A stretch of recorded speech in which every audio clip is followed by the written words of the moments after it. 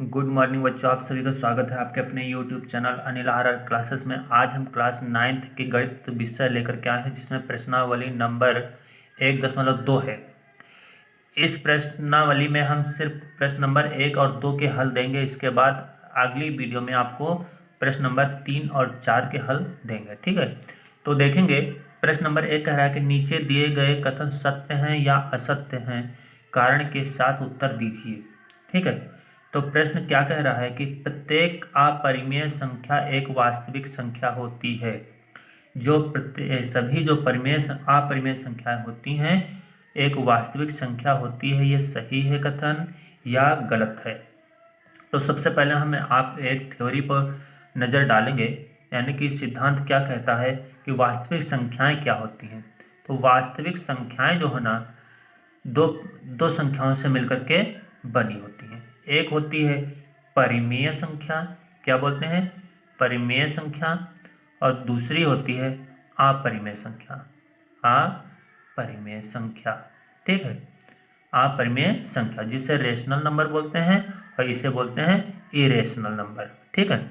तो वास्तविक संख्या परिमेय संख्या और अपरिमेय संख्याओं से मिलकर के बनी होती है। लेकिन इसमें कहा गया प्रत्येक अपरिमेय संख्या, मतलब प्रत्येक अपरिमेय संख्या एक वास्तविक संख्या होती है। मतलब जितनी भी अपरिमेय संख्याएं होती हैं वास्तविक संख्याएं होती हैं। तो इससे ये पता हो गया कि अपरिमेय संख्या क्या कहलाती हैं, वास्तविक संख्या कहलाती हैं। क्लियर है? तो लिखेंगे यह कथन सत्य है। क्या है? सत्य है, ठीक है। क्यों सत्य है? क्योंकि वास्तविक संख्या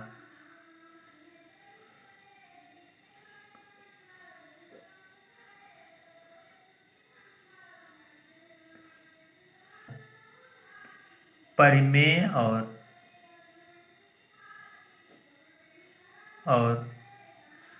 अपरिमेय संख्याओं से मिलकर बनती है, ठीक है, बनती है। क्लियर है? चलिए प्रश्न नंबर 2 में कहेंगे,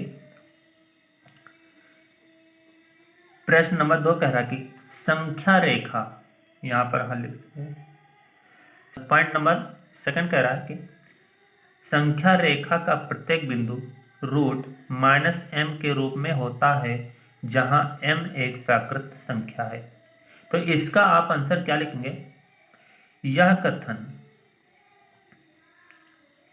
असत्य है। क्या है? असत्य है। क्यों असत्य है?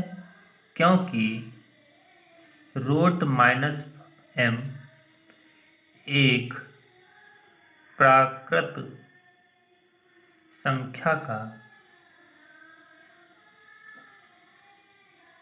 वर्गमूल नहीं है, नहीं है, तथा √-m एक वास्तविक संख्या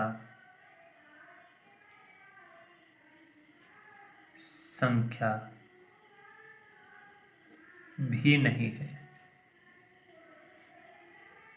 नहीं होती है। जो भी रूट में माइनस में होती हैं वो आभासी संख्या कहलाती हैं, यानी कि इमेजिनरी नंबर, ठीक है। चलिए नेक्स्ट पॉइंट पर चलते हैं। नेक्स्ट पॉइंट कह रहा प्रत्येक वास्तविक संख्या एक अपरिमेय संख्या होती है। तो इस प्रत्येक वास्तविक संख्या एक अपरिमेय संख्या होती है। तो इसका उत्तर लिखना है यह कथन असत्य है, मतलब गलत है। क्यों गलत है? क्योंकि प्रत्येक वास्तविक संख्या